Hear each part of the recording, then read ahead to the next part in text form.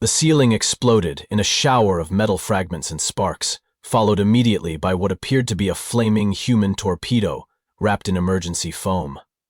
The figure hit the conference table with enough force to crack the reinforced crystalline surface, rolled twice, and somehow managed to stick the landing in a perfect crouch. Smoke billowed from the newcomer's torn uniform as they straightened up, casually brushing debris from their shoulders. In one hand, they held what every species in the room immediately recognized as a Class 4 thermal detonator. Still blinking red. "Sorry I'm late," the human said, completely ignoring the fact that 12 different alien dignitaries had simultaneously drawn weapons. Traffic was murder, literally. 3 separate asteroid pirate attacks on the way here. They glanced down at the device in their hand. "Oh, this? Don't worry, it's mostly stable now." The Carathian defense minister, a 7-foot-tall insectoid whose species had conquered half the Andromeda spiral, took 3 steps backward and whispered something that roughly translated to, "Sweet merciful void." "Mostly stable?" squeaked the Zentorian representative, their bioluminescent patches flickering in what could only be described as pure terror. The human, whose name badge read Lt. Commander F. Nakamura in 17 different languages, shrugged and tossed the detonator onto the table like it was a paperweight. Half the room dove for cover. "Yeah, I pulled the primary detonation core about 10 minutes ago. Should be fine unless someone hits it with a plasma rifle or something equally stupid." The silence that followed was the kind of quiet that comes right before either enlightenment or total catastrophe. "You," began Counselor Vector, the hegemony's chief diplomatic liaison, his voice barely controlled, "crashed through our emergency-sealed conference room ceiling, covered in explosive residue, carrying an armed weapon of mass destruction, and your opening statement is an apology for being late? Well, when you put it like that, it sounds way more dramatic than it actually was," Nakamura replied, finally noticing that everyone was still staring at him. "Look, the shuttle had a minor reactor leak. Nothing serious, just a contained plasma fire, and the emergency teleporter aimed a little high. These things happen." A nervous laugh escaped from somewhere in the room. Then another. Then the Carathian defense minister made a sound like steam escaping from a broken valve, which was either laughter or the biological equivalent of a nervous breakdown. Dr. Quillian Rithmar, the galaxy's foremost xenobiology expert and today's scheduled presenter, slowly emerged from behind his overturned chair. His 4 eyes blinked in sequence, a sign of deep confusion among his species. "These things happen," he repeated. "Lieutenant Commander, you just described a chain of events that would constitute a system-wide emergency for most civilizations." "Really?" Nakamura looked genuinely surprised. "Huh.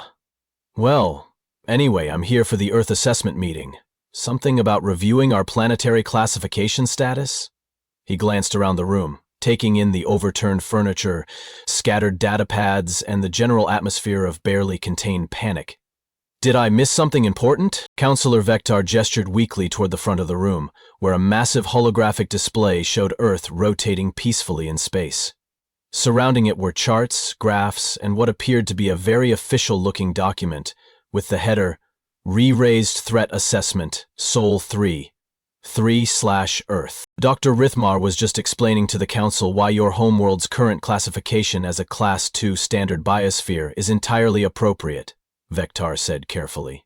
He was detailing how Earth's fauna, while diverse, poses no significant threat to galactic security or interspecies relations. Nakamura's eyebrows shot up. "Class 2, seriously?"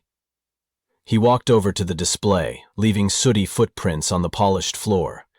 "Did you guys actually read the biological surveys we submitted?" Dr. Rithmar straightened his ceremonial robes and cleared his throat. "Lieutenant Commander, I've spent the better part of 3 standard years analyzing your world's ecosystem. While Earth certainly has its share of predatory species, the statistical probability of encountering genuinely dangerous fauna is remarkably low. Take, for example, your Australian continent." "Oh no," Nakamura said quietly, "which, while hosting several venomous species, presents threats that are easily avoided with basic precautionary measures. The chances of a galactic visitor encountering something truly hazardous are approximately 0.023%, well within acceptable parameters for..." Dr. Rithmar, Nakamura interrupted gently. How exactly did you conduct this analysis? The xenobiologist puffed up with pride. Comprehensive statistical modeling based on landmass ratios, population density studies, and encounter probability matrices. Very thorough. Very scientific. And did you actually visit Australia? Well, no, but the mathematical models clearly indicate, because if you had, Nakamura continued, his voice taking on the tone of someone trying very hard to be diplomatic, you would have discovered that Australia is basically what happens when a continent decides to specialize in murder. The room went quiet again. I'm sorry, what? Dr. Rithmar blinked all four eyes in rapid succession. Nakamura sighed and moved to the holographic display, gesturing toward the Australian landmass. Okay, let's start with the easy stuff. You see this here? That's the habitat range for something called the box jellyfish. Transparent, nearly invisible, and packed with enough venom to kill 60 adult humans in about 4 minutes. They show up at beaches where people go swimming. Several council members shifted uncomfortably in their seats. Then you've got funnel web spiders, Nakamura continued, warming to his topic. Aggressive, territorial, and their bite can kill you in 15 minutes if you don't get immediate medical attention. They like to hide in shoes. Shh. In shoes? Whispered the Zentorian representative. Oh yeah, shoes, closets, under toilet seats, anywhere dark and cozy. Nakamura pointed to another section of the continent. Over here we have saltwater crocodiles, 20-foot-long ambush predators that can bite through steel and hold their breath for an hour. They hang out in both salt and fresh water, so you never really know when you're safe. Dr. Rithmar was frantically taking notes, his confidence visibly evaporating. But wait, there's more, Nakamura said with the enthusiasm of someone who had clearly had this conversation before. Inland taipans, most venomous land snake in the world. Blue-ringed octopus, cute little thing that can paralyze you with a single bite. Stonefish that look exactly like rocks until you step on them, and their dorsal spines pump you full of agony-inducing neurotoxins. The Karathian defense minister made that steam valve sound again, and that's just the stuff in the water and on land, Nakamura continued cheerfully. We haven't even talked about the drop bears yet. Drop bears? Dr. Rithmar's voice had climbed at least 2 octaves. Carnivorous marsupials that live in trees and drop on unsuspecting prey. Razor-sharp claws, powerful jaws, and they're smart enough to work in coordinated packs. Nakamura paused. Actually, we don't usually mention those to tourists. Bad for the economy. The silence stretched until Councillor Vector cleared his throat. Lieutenant Commander, surely these are isolated examples, statistical outliers that don't represent the overall... Oh, I'm just getting started, Nakamura said brightly. We haven't even talked about the stuff that's actually dangerous yet. Dr. Rithmar dropped his datapad. It hit the floor with a sound like breaking dreams. Actually dangerous? The Zentorian representative squeaked. What you just described isn't actually dangerous? Well, I mean, they'll kill you, Nakamura said with a shrug. But they're not really trying to. It's just business for them. Now, if you want to talk about the animals that wake up every morning specifically planning to ruin someone's day, every alien in the room leaned forward despite themselves. Let's talk about the honey badger, Nakamura said, and his smile was the smile of someone about to explain why the universe had a sense of humor, and it was terrible. The honey badger, he began, pulling up a holographic image of what looked like a relatively small, innocuous mammal, is about the size of a medium dog. Cute, right? Fluffy. Almost cuddly looking. The assembled dignitaries nodded cautiously. This little guy, Nakamura continued, has been documented attacking lions. Not defending itself. Attacking. For fun. They've been known to castrate buffalo, raid beehives while being stung by thousands of bees, and dig through concrete walls just to see what's on the other side. Dr. Rithmar had gone very pale, which was impressive considering his species didn't actually have blood. But surely, Councillor Vector interjected weakly. These are rare behavioral anomalies? Isolated incidents blown out of proportion by... There's video, Nakamura said simply. Lots of video. Would you like to see the one where a honey badger breaks into a research facility, figures out how to open electronically locked doors, and then systematically destroys every piece of equipment in the building? Or maybe the one where it fights off 6 jackals, a cobra, and a vulture simultaneously while eating their eggs? The hegemony's military advisor, a being whose species had never known defeat in 12,000 years of warfare, raised a tentative hand. Lieutenant Commander, you're describing behavior patterns that would classify this creature as a Class 5 apex predator. How large did you say it was? About 40 pounds. Maybe 50 if it's been eating well. The military advisor's translator made a sound like grinding gears before giving up entirely. Moving on, Nakamura said cheerfully. Let's discuss the Australian magpie. Looks like a regular bird, right? Pretty even. Except during nesting season when they become airborne terrorists. They've been known to attack helicopters. Successfully, Dr. Rifmar whispered. Forced landings, multiple incidents. The birds remember individual humans who've wronged them and will hunt those specific people for years. They can recognize faces, hold grudges, and teach their offspring to hate the same humans they hate. The Zentarian representative was now glowing so dim they were practically invisible. Then there's the cassowary, Nakamura continued, bringing up an image of what looked like a dinosaur wearing a helmet. 6 feet tall, 130 pounds of pure aggression, equipped with dagger-like claws that can disembowel a human with a single kick. They're flightless birds that can run 40 miles per hour through dense jungle and have been known to chase humans for over a mile just to make a point. What point? Counselor Vector asked, though he clearly didn't want to know. They don't like you, Nakamura replied. That's pretty much their entire point, existing in a state of perpetual annoyance at everything else that exists. The Carathian defense minister stood up abruptly. Lieutenant Commander, I need to ask you a direct question, and I need you to answer honestly. Shoot, is your species aware that you're living on what appears to be a concentrated repository of the galaxy's most efficient killing machines? Nakamura thought about this for a moment. I mean, yeah?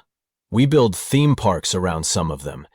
Disney World has a whole attraction where you can see alligators in their natural habitat while eating ice cream. The room erupted in overlapping translations as 12 different species tried to process the concept of recreational proximity to apex predators. You eat frozen dairy products while observing territorial reptilian predators for entertainment? Dr. Rithmar's voice had dropped to barely a whisper. Well, the gators aren't usually territorial during the day and they're behind barriers, Nakamura explained helpfully. Usually, sometimes they escape. But that's what makes it exciting, right? The hegemony's military advisor had begun making notes in what appeared to be a classified battle strategy journal. Okay, but let's talk about something really dangerous, Nakamura said, and half the room physically recoiled. Has anyone here ever heard of the Australian inland taipan? Silence. Most venomous snake in the world. One bite contains enough venom to kill 100 adult humans or 250,000 mice. The venom is specifically evolved to kill warm-blooded mammals as efficiently as possible. Dear gods, breathed the Zentarian. But here's the thing, they're actually pretty chill.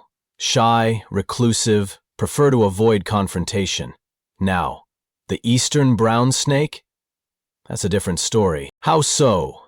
Dr. Rithmar asked, though he was clearly asking against his better judgment. The eastern brown snake wakes up every morning and chooses violence. Aggressive, territorial, fast as hell, and their venom can kill you in 30 minutes. But they don't just bite you once. They'll chase you down and bite you multiple times just to be sure you understand how much they don't like you. This is a joke, the Carathian defense minister said flatly. This has to be some sort of elaborate diplomatic humor. I wish it was, Nakamura replied. But wait, we're still just talking about Australia. We haven't even gotten to the rest of the planet yet. Every being in the room turned to stare at him. The rest of the planet? Counselor Vector's voice cracked slightly. Oh, yeah.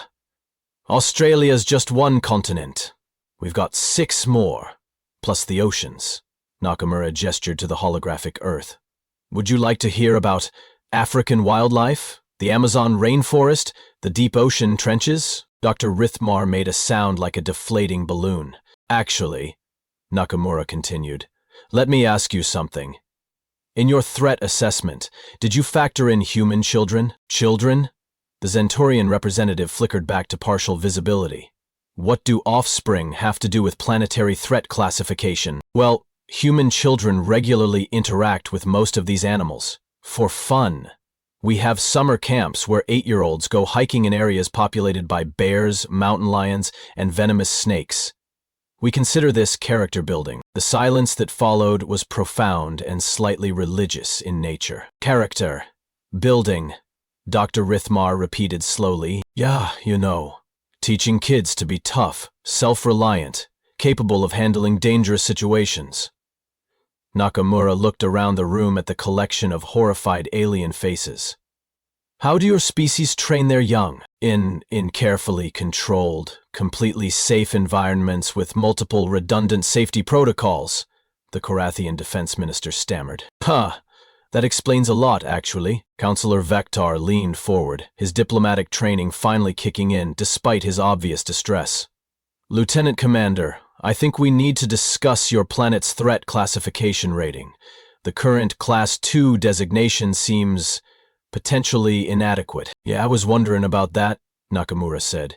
What exactly does Class 2 mean? Minimal biosphere threats, compatible with standard galactic tourism, suitable for civilian research expeditions, and approved for unsupervised first contact scenarios. Nakamura blinked.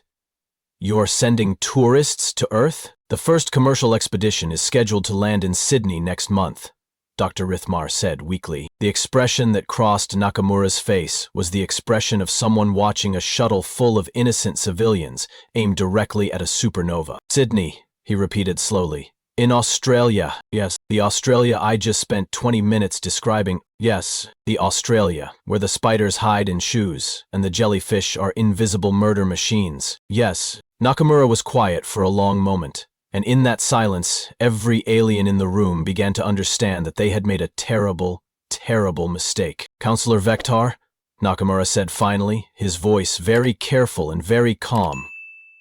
I think we need to talk about reclassifying Earth. Like, immediately. What classification would you recommend?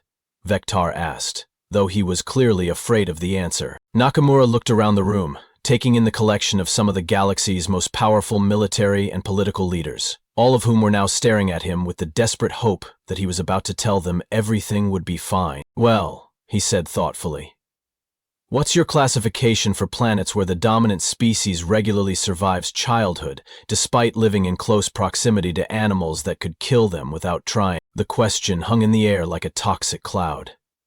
Every alien in the room was staring at Lieutenant Commander Nakamura with the kind of fascination usually reserved for watching stellar collapse events from a safe distance. That's actually a really good question, Dr. Rithmar said, his voice barely above a whisper. What classification do we have for planets where the inhabitants routinely survive conditions that would be considered apocalyptic scenarios?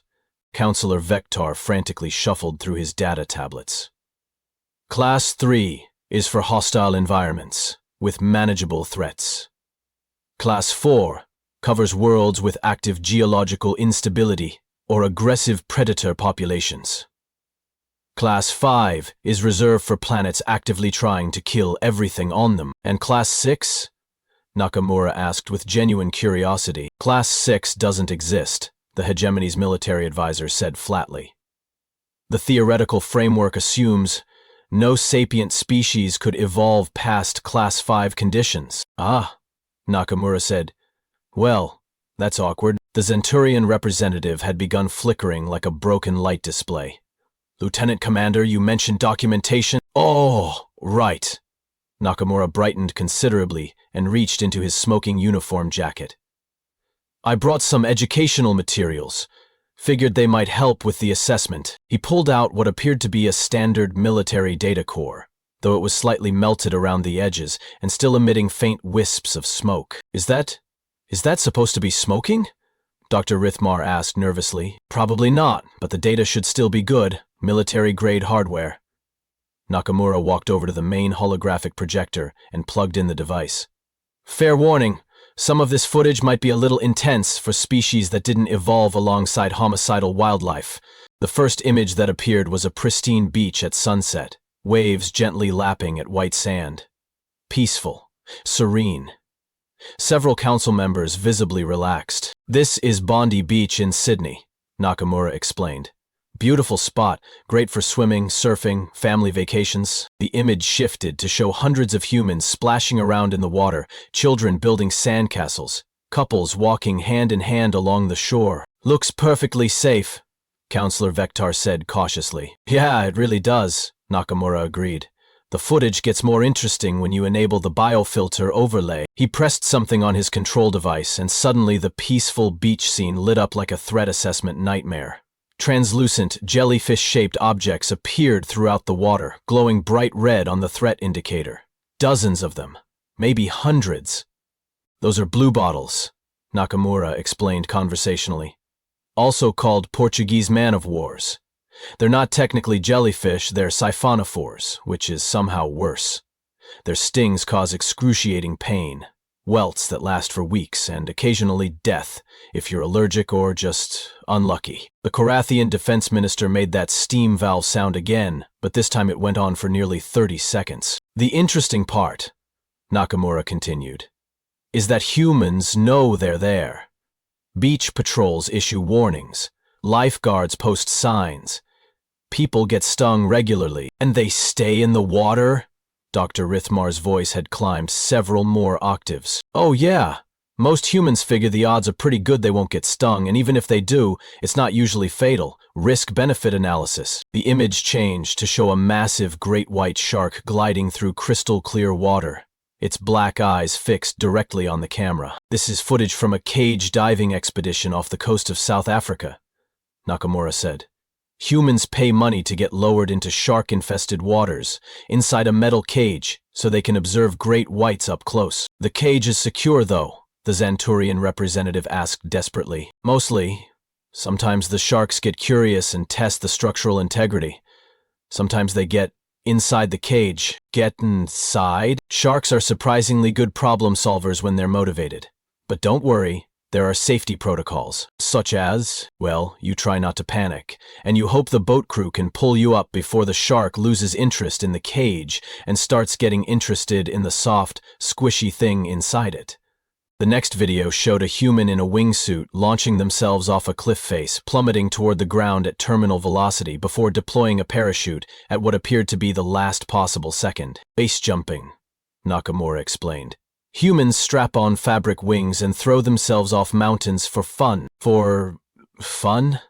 Dr. Rithmar had begun taking notes again, but his handwriting was becoming increasingly erratic. Recreation, stress relief. Some humans find the proximity to death relaxing. The hegemony's military advisor stood up so quickly his chair toppled backward.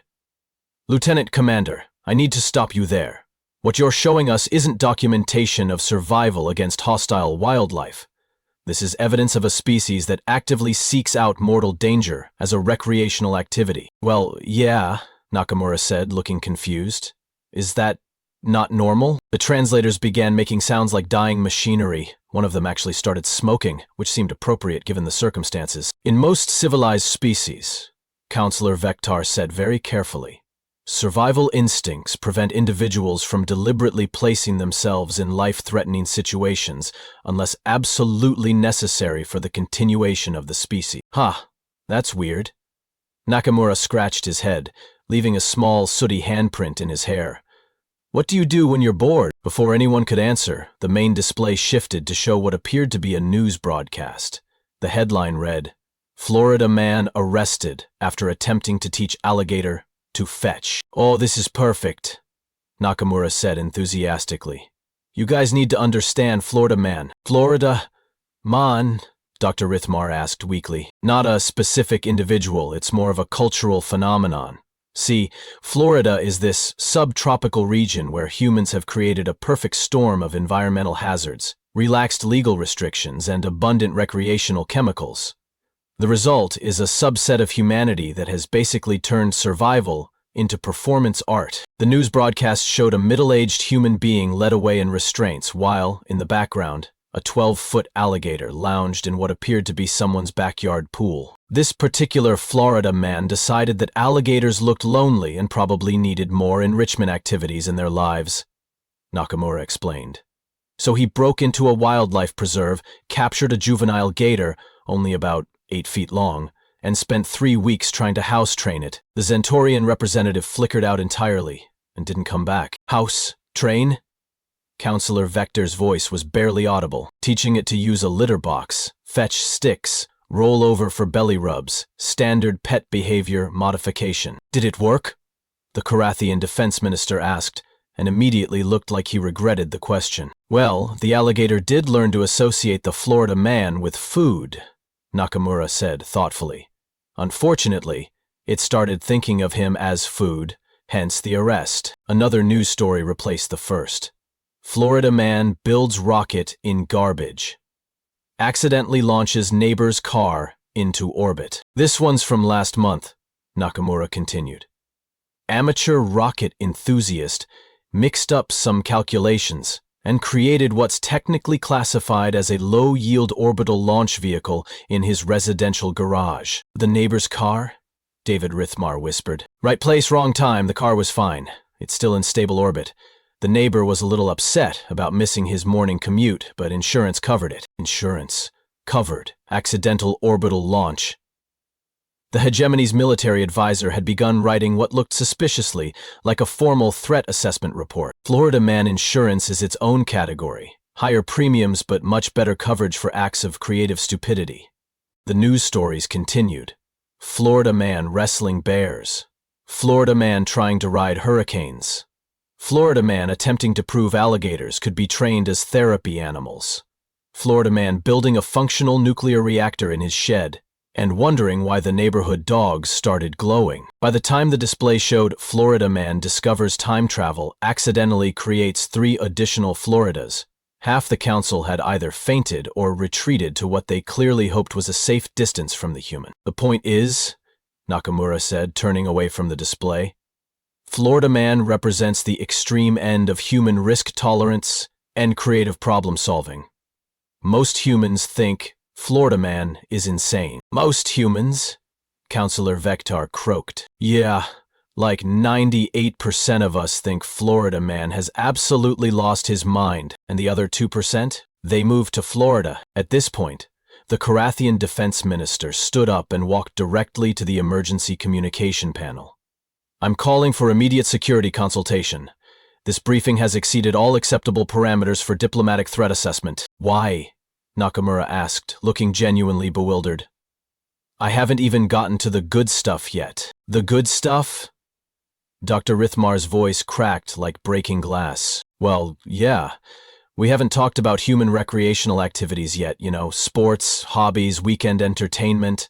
The emergency alarm that started blaring at that moment seemed almost redundant. Security protocol is now in effect, announced the facility's AI in 17 different languages. All non-essential personnel are advised to evacuate to minimum safe distance. Minimum safe distance from what? Nakamura called out over the alarm. From you, apparently, Counselor Vector replied, and for the first time since the meeting started, he looked almost amused. Lieutenant Commander, I think you may have accidentally triggered the first diplomatic evacuation in galactic history. Is that good or bad? I'm honestly not sure anymore. The hegemony's military advisor returned from the communication panel, his expression grim. Emergency xenocultural analysis team is en route. Estimated arrival time 2 hours. 2 hours? Nakamura looked at his chronometer. Perfect. That should give me just enough time to explain extreme sports. The look of absolute terror that crossed every alien face in the room was, Nakamura would later reflect, probably his first clue that this meeting wasn't going as well as he'd hoped. Extreme sports? Dr. Rithmar asked, and his voice carried the tone of someone who had given up all hope of maintaining sanity. Oh yeah, Nakamura said cheerfully. Wait until you hear about free solo rock climbing. The Emergency Xenocultural Analysis Team arrived with the kind of military precision usually reserved for containing galactic-scale disasters. 6 different species, each representing the foremost experts in their respective fields of xenopsychology, threat assessment, and interspecies relations. They filed into the conference room wearing full environmental suits and carrying equipment that looked suspiciously like the gear used for studying active volcanoes. Dr. Yithandra, the team's lead xenopsychologist, activated her recording devices and addressed Nakamura with the careful tone of someone approaching an unexploded bomb. Lieutenant Commander, we've reviewed the preliminary reports from your presentation. Before we continue, I need to clarify something critical to our assessment. Sure, what do you need to know? The activities you've described. The beach swimming with venomous creatures, the proximity to apex predators, the recreational cliff jumping. These are anomalous behaviors exhibited by a small percentage of your species, correct? Nakamura looked genuinely confused. Anomalous? No, those are pretty standard activities. I mean, millions of humans go to beaches every year. Rock climbing is a common hobby. Base jumping is a little more specialized, but it's not exactly rare. Dr. Yithandra made a note that looked suspiciously like, "Oh no," written in 17 different scientific languages. When you say standard activities, what exactly do you mean? Well, like things people do on weekends, during vacation, or to stay in shape. Nakamura shrugged. I surf every Tuesday morning before work, assuming the waves are decent and the sharks aren't being too aggressive. You surf every Tuesday, Dr. Rithmar repeated slowly, his voice having dropped to barely a whisper.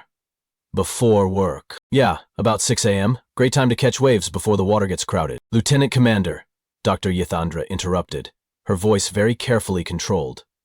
When you say the sharks aren't being too aggressive, what level of shark presence do you consider acceptable for recreational water activities? Oh, normal levels. Maybe 1 or 2 great whites in the area, nothing major. You can usually see them coming if you keep your eyes open.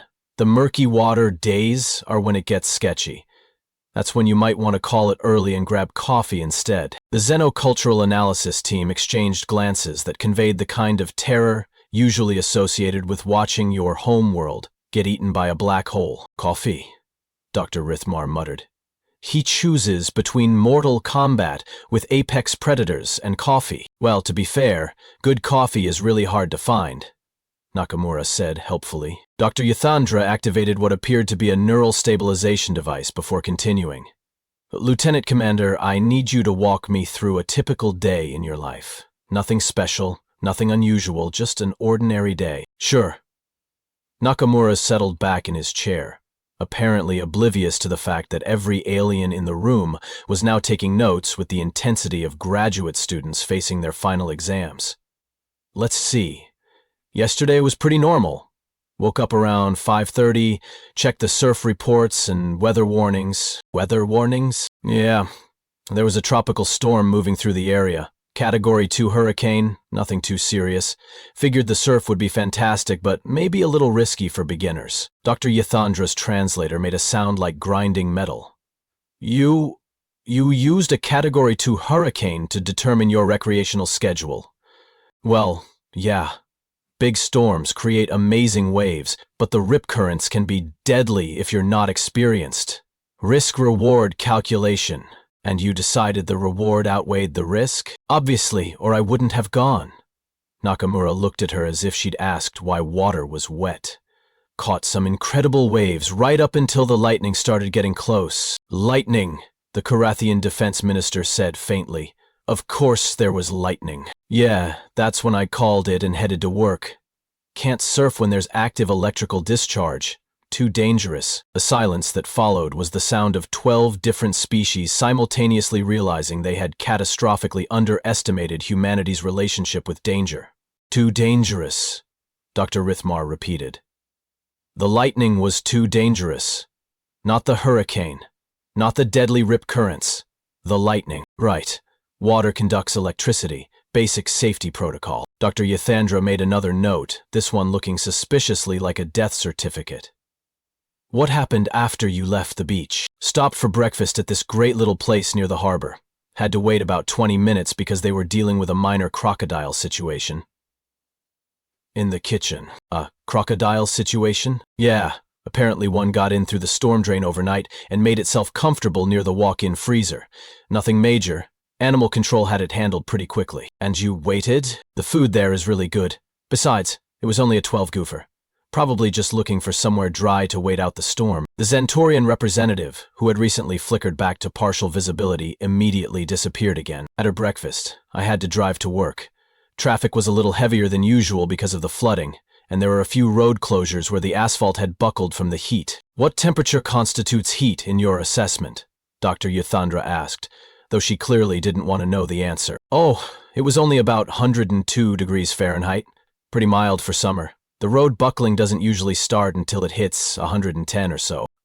102 degrees, she repeated slowly, is mild. Well, yeah. It's not like it was over 115.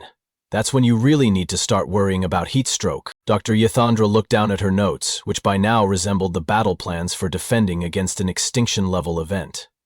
Lieutenant Commander, what do you do for exercise? Standard stuff. I run about 5 miles every morning through the nature preserve behind my house. What kind of wildlife lives in this nature preserve? The usual. Black bears, mountain lions, maybe a few feral hogs. There's a family of wolves that moved into the area last year, but they're pretty shy. Mostly, you just need to watch out for the snakes. Venomous snakes? Some of them. Timber rattlers, copperheads, the occasional coral snake. But they usually give you plenty of warning before they strike. Assuming you're not doing something stupid like trying to pet them. And you run through this area. Every morning, in the dark. Well, not total darkness. I use a headlamp.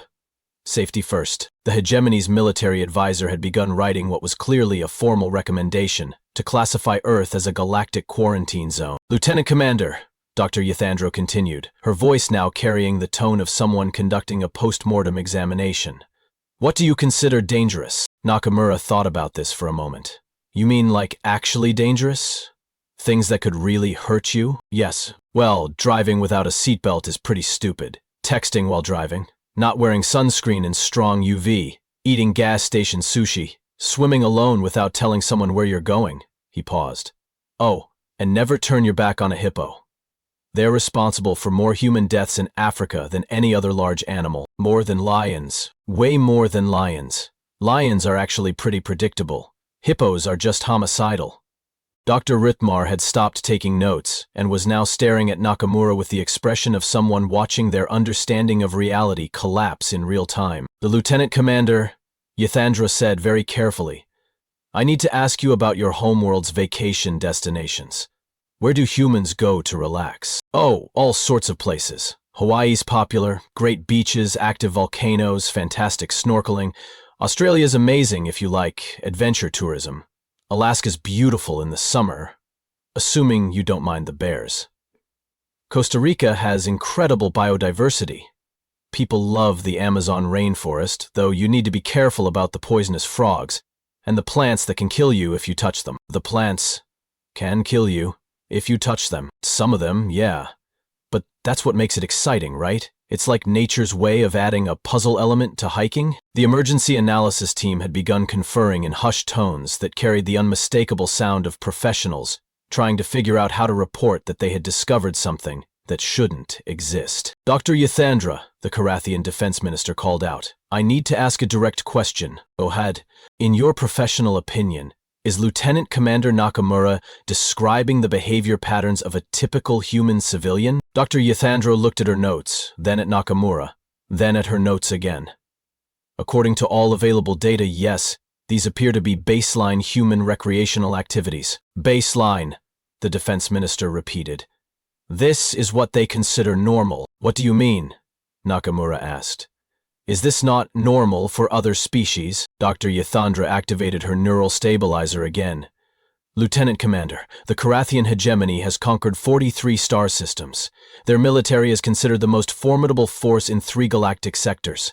They have weapons capable of sterilizing entire worlds. Okay, Nakamura said, clearly not seeing where this was going. Yesterday morning, you voluntarily entered the hunting territory of multiple apex predators because you thought the weather would make it more fun. Nakamura blinked. Well, when you put it like that. And then you waited to eat breakfast while animal control removed a 12-foot crocodile from the restaurant kitchen. The food really was good. And then you drove to work through temperatures that would be considered lethal environmental hazards on most civilized worlds. But it was only 102 degrees. And tonight, you're going to run 5 miles through territory populated by multiple species that could easily kill you. Well, yeah. I need to stay in shape. The room fell silent, except for the sound of Dr. Yuthandra's equipment humming as it processed data that was apparently breaking several fundamental assumptions about sapient behavior. "Lieutenant Commander," she said finally, "I don't think you understand what you are." "What do you mean?" Dr. Yuthandra looked around the room at the collection of some of the galaxy's most advanced species, all of whom were staring at the human with a mixture of terror and awe. "You're not describing survival," she said quietly. "You're describing a species that has turned survival into entertainment. You live on a world that would be classified as a death trap by every other known civilization, and you've convinced yourselves that this is not only normal, but enjoyable. I mean, when you put it like that, it sounds kind of extreme," Nakamura said thoughtfully. "Lieutenant Commander," Dr. Rithmar said, his voice barely audible. "What would it take for humans to consider a planet dangerous?" Nakamura considered this seriously. "I guess if the air was unbreathable, or if the gravity was so high it would crush us, or if the radiation levels were immediately lethal, or if the surface temperature was hot enough to melt lead. And short of those conditions, well, we'd probably figure out a way to make it work. Humans are pretty adaptable." The horrible realization was beginning to dawn on every alien face in the room. "They're not warriors," Dr. Yuthandra whispered. "They're not conquerors. They're not even trying to be dangerous." "Then what are they?" Counselor Vector asked. Dr. Yuthandra looked at Nakamura, who was sitting there covered in soot from his morning's minor shuttle explosion, completely oblivious to the fact that he had just accidentally rewritten the galaxy's understanding of what was possible for a sapient species. "They're the universe's most successful apex predators," she said quietly. "And they have absolutely no idea." The emergency session that followed Dr. Yuthandra's revelation lasted 14 hours, involved representatives from 38 different species, and required the deployment of 3 separate crisis management teams.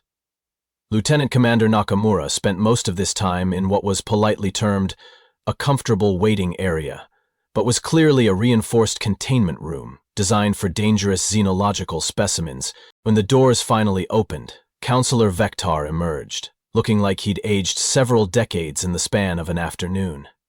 Behind him trailed a procession of alien officials, each carrying what appeared to be formal documents, sealed with the kind of official stamps usually reserved for declaring wars or establishing new galactic territory. "Lieutenant Commander," Vector began, his voice carrying the weight of someone who had spent the last several hours fundamentally reconsidering everything he thought he knew about the universe. "We need to discuss some developments." "Sure thing," Nakamura replied cheerfully. "Did you guys figure out the classification issue? Because I've been thinking, and I might have understated some things about Earth." The sound that escaped from Dr. Rithmar's throat was somewhere between a whimper and the death cry of a small woodland creature. "Understated," Vector repeated slowly. "You believe you may have understated the dangers of your homeworld?" "Well, yeah. I mean, I was trying to be diplomatic. Didn't want to make Earth sound too scary for tourists." Nakamura paused thoughtfully. "Although now that I think about it, maybe I should have mentioned the earthquakes, tsunamis, tornadoes, hurricanes, volcanic eruptions, wildfires, blizzards, droughts, flash floods, avalanches, and the occasional supervolcano situation." The Zentorian representative flickered back into visibility just long enough to make a sound like static electricity, then disappeared again. "Supervolcano situation?" Dr. Yuthandra asked, though she was clearly asking against her better judgment. "Oh yeah. Yellowstone's sitting on top of what's basically a continent-sized bomb that's overdue to explode. When it goes off, it'll probably trigger a global ice age and wipe out most life on Earth. But that might not happen for another few thousand years. So we don't really worry about it." "You don't worry about it?" "Well, there's nothing we can really do about it, so why stress? Besides, humans have survived ice ages before. We'll figure something out." Vector looked down at the stack of documents in his hands, then back at Nakamura, then at the documents again. Lieutenant Commander, I'm holding formal complaints filed against your species by 14 different galactic civilizations. Complaints? What kind of complaints? The Andromedan Trade Consortium is accusing humanity of false advertising in diplomatic relations. The hegemony has filed a motion for Fecalian to disclose existential horror status.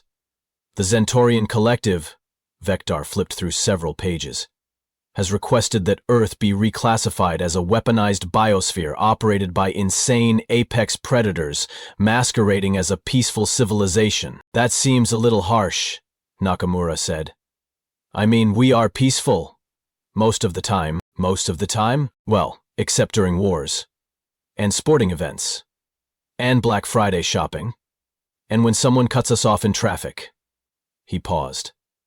Actually, we might be less peaceful than I initially indicated. Dr. Rithmar had begun making the sound that steam makes when it's escaping from something that's about to explode catastrophically. The point is, Vector continued, his diplomatic training finally reasserting itself, the galactic community is having some difficulty processing the implications of your species' existence. What kind of implications? Dr. Yathandra stepped forward, her recording equipment still running. Lieutenant Commander, in the past 6 hours, we've received strategic military assessments from 43 different species. 17 of them have formally requested reassignment to sectors of space as far from Sol system as their faster-than-light technology will allow them to travel. Why would they do that? Because, Dr. Yathandra said carefully, they've realized that humans represent a completely unprecedented form of sapient life. You're not just survivors. You're a species that has weaponized survival itself. I'm not sure I understand. The Karathian defense minister, who had been notably quiet throughout the proceedings, finally spoke up. Lieutenant Commander, my species has built an empire spanning 12 star systems. We've conquered worlds that other civilizations considered impregnable. Our military doctrine is studied in academies across the galaxy. That's impressive, Nakamura said politely. This morning I received a request from my own high command asking if it would be possible to establish formal diplomatic immunity from humans. Immunity from us? We're not planning to invade anyone. That's the problem, the defense minister replied. You don't need to plan anything. You just exist. And apparently your mere existence is so fundamentally terrifying that my generals, warriors who have faced down plasma cannons and antimatter weapons without flinching, are now having anxiety attacks about the possibility of accidentally offending you. Nakamura looked genuinely confused. But we're friendly. We like meeting new species. We're excited about joining the galactic community. Yes, Dr. Yathandra said quietly, and that might be the most terrifying thing of all. I really don't understand. Counselor Vector set down his stack of documents and looked directly at Nakamura. Lieutenant Commander, let me ask you a hypothetical question. If humanity decided tomorrow that they wanted to expand beyond Earth, how would you go about it? Well, we'd probably start with careful diplomatic contact, establish trade relationships, maybe set up some cultural exchange programs. You know, standard first contact protocols. And if some species told you that you couldn't expand, that you needed to stay confined to your own system? Nakamura's expression didn't change, but something shifted in his posture. Something subtle that made every alien in the room suddenly very aware of the evolutionary history that had produced this particular human. I guess we'd have to have a conversation about that, he said mildly. The silence that followed was profound and slightly apocalyptic. A conversation, Dr. Rithmar repeated weakly. Yeah, you know, diplomatic discussion, find some middle ground, work out a solution that makes everyone happy. And if diplomacy failed? Well, Nakamura said thoughtfully, humans are pretty creative problem solvers. I'm sure we'd figure something out. Dr. Yathandra made a note that looked suspiciously like, "We are all going to die," written in several different languages. The thing is, Vector said carefully, your species' idea of creative problem solving appears to involve casually surviving conditions that would constitute war crimes if they were deliberately inflicted on other sapient beings. That seems like an exaggeration. Lieutenant Commander, you described your morning commute as including multiple life-threatening situations, extreme weather conditions, and close proximity to apex predators.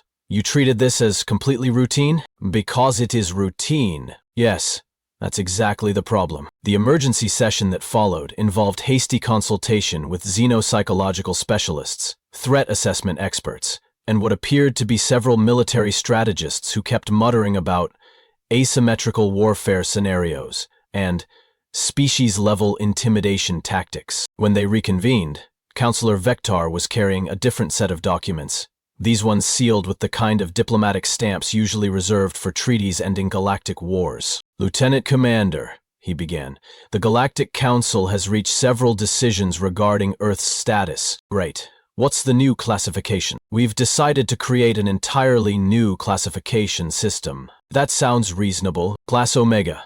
Worlds inhabited by species too dangerous to classify using conventional threat assessment parameters." "Omega," Nakamura repeated. "That sounds ominous." "It's supposed to," Dr. Rithmar said faintly. Vector continued reading from the official documents.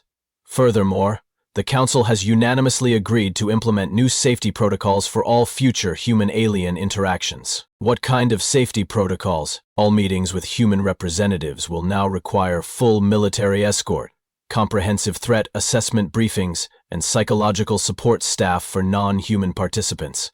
"Human representative has arrived." "Oh, very—" "Lieutenant Commander," Dr. Yathandra said gently, "in the past 8 hours you have accidentally triggered the largest diplomatic crisis in galactic history, caused 17 separate species to request emergency military consultations, and forced us to rewrite fundamental assumptions about what's possible for sapient life." "I was just answering questions." "Yes, and that's why we're all terrified." The meeting officially concluded, with Nakamura being politely but firmly escorted to a diplomatic transport that would take him back to Earth.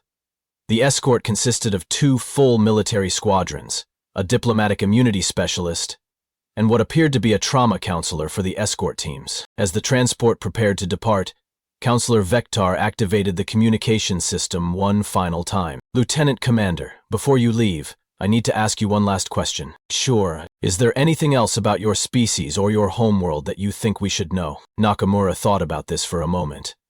"Well, we haven't really talked about human children yet." The communication channel went silent for nearly 30 seconds. "Children?" Vector's voice finally crackled through, barely above a whisper. "Yeah, kids, teenagers, the next generation." Nakamura paused. "They're basically humans, but with less impulse control and more energy." The communication system made a sound like dying machinery and then went completely silent. Through the transport's viewports, Nakamura could see the space station's external lights beginning to dim as they entered what appeared to be emergency shutdown protocols. In the distance, ships were launching from the station's docking bays at speeds that suggested panic rather than standard departure procedures. As Earth grew larger in the viewport, Nakamura settled back in his seat and began mentally preparing his report for command. He had a feeling they were going to need to have a serious conversation about humanity's approach to galactic diplomacy. Behind him, the space station continued its emergency protocols, while 43 different species tried to process the implications of sharing a galaxy with beings who considered survival a recreational activity. In the depths of the Galactic Council chambers, Dr. Rithmar sat alone among scattered data tablets and the ruins of his life's work, staring at a single line he'd written in his final report. Species classification, impossible. Recommended action, prayer.